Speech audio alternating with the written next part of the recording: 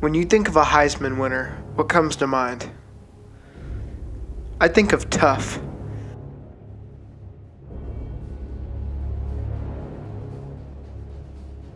I think of magical. Look at this. He's still on his feet and heaves it deep. I think of the first round. Where the first pick of the night is a Heisman Trophy winner. With that being said, there are always exceptions to the rule. Some things just don't turn out. Huge move at their quarterback position, benching Marcus Mariota. For Jason White, this is the case. Stick around to see what happened to Jason, the first undrafted Heisman winner ever.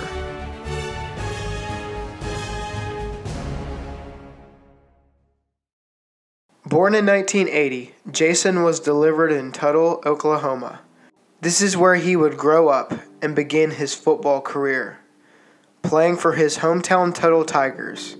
Staying in-state, Jason would soon join the Sooners in 1999. As a true freshman, he would back up and sit behind Josh Heupel, who won a bunch of awards and achieved a whole lot during his college career. Some of these accolades include being a BCS national champion, an All-American, a Heisman runner-up, being voted AP Player of the Year. I could continue, but let's not get carried away. Jason decided to redshirt his sophomore year, the year the Sooners won the Natty. 2001 rolls around, and Jason gets beat out by Nate Hibble. As fate would have it, Hibble would injure himself against number 5 Texas. From there, White led the squad until injuring himself in the 8th game of the year against Nebraska. It was a torn ACL, and White would miss the remainder of the season. 2002, finally Jason's year. Right? Wrong. In his second game against the University of Alabama, Roll Tide by the way, he would tear his other ACL. Can this guy catch a break? Is that a knee? Did his knee buckle? I think his knee buckled on that one. He tried to stop, and it's very similar. He didn't get hit. It just buckled on him, and it looked like the same knee. This led to Jason having both knees reconstructed. What did this mean? No scrambling for White. Also, no taking snaps from under center. All shotgun. Seems like a recipe for disaster, right? No. White would put up an amazing year, being the Heisman winner, Big 12 Player of the Year, O'Brien recipient, and NCAA Quarterback of the Year.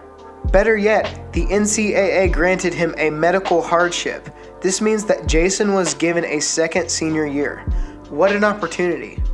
In 2004, he placed third in the Heisman running, with Matt Leinart winning first and teammate Adrian Peterson finishing in front of him. He did take the O'Brien again that year. Plus, the Sooners were having a fantastic run. Touchdown, Oklahoma. That year, the Sooners would take on Matt and his USC Trojans. So how did that turn out? Well, not so good. Leinart, quick throw, touchdown to Steve Smith. Matt Leinart, the Heisman Trophy winner, has had a record-breaking night. 5 touchdown passes is a new Orange Bowl record. You don't get many chances to have a mulligan, and he had it tonight, and he hit it out of bounds, unfortunately. But hey, White had a fantastic career with numerous awards and some pretty impressive stat lines. Now I know what you're thinking. Heisman winning guy, won multiple awards 2 years in a row. This man had to have some draft stock, right? Not this time. White was not drafted in the 2005 draft and received no tryouts in the first couple weeks of free agency. This was absolutely unheard of. A man of this prestige, and no one wants to give him a shot.